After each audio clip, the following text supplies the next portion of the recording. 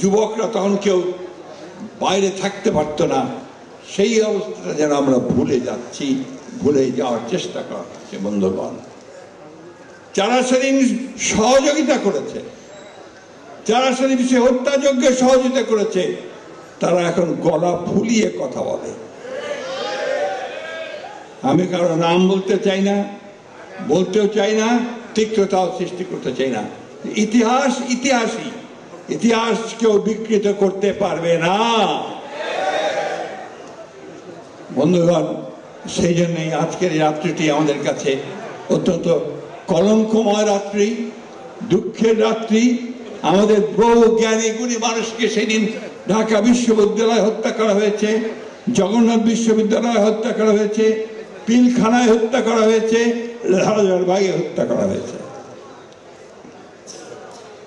আর তারপরে এই রাতেই আমাদের সেই বীর নেতা, যাকে বলা হয়েছিল আওয়ামী লীগের পক্ষ থেকে অখ্যাত মেজর, সেই দিন তিনি সেই কালুরঘাট চট্টগ্রাম থেকে পাকিস্তান সেনাবাহিনীর বিরুদ্ধে বিদ্রোহ ঘোষণা করে তিনি যুদ্ধ শুরু করেছিলেন।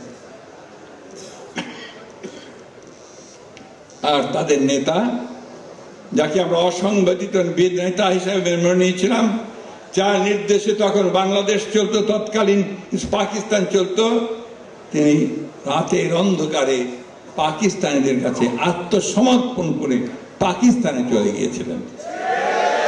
আর আওয়ামী লীগের সব নেতৃবৃন্দ তারা পালিয়ে ভারতে গিয়ে আশ্রয় নিয়েছিল। আর আমাদের লক্ষ কোটি মানুষকে অরক্ষিত রেখে কোন দিক নির্দেশনা না দিয়ে সেদিন তারা পালিয়ে গিয়েছিল। বন্ধুগণ, আমাদের আজকের এই দিনের সঙ্গে কিছু মিল আছে। তাদের নেত্রী শেখ হাসিনাও জনগণের যখন তারা করেছে, জনগণ যখন তাদের পেছনে রুদ্ররোষে ছুটে গেছে, তখন তারাও সেদিন তাদের সেই দলের নেতা কর্মী সবাইকে অ্যাবান্ডন করে চুপ করে হেলিকপ্টারে করে ভারতবর্ষে গিয়ে আশ্রয় নিয়েছে। মিল আছে না? অনেক মিল আছে বন্ধু। এটাই হচ্ছে ওদের চরিত্র। ওরা যখন দেখে যে জনগণ ক্ষেপে উঠছে, রুষে উঠেছে, আর সামলানো যাচ্ছে না, তখন তারা পালিয়ে যায়, মানুষকে পুরোপুরিভাবে একেবারে অরক্ষিত রেখেই পালিয়ে যায়।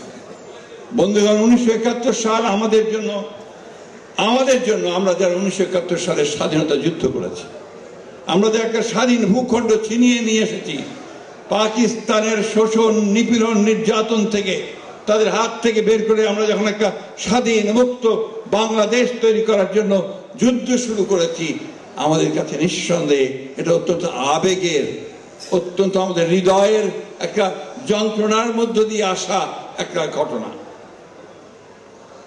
আমরা এটাকে ভুলতে পারি না। সেই জন্যই আমরা এটাকে সবসময় মনে রাখার চেষ্টা করি।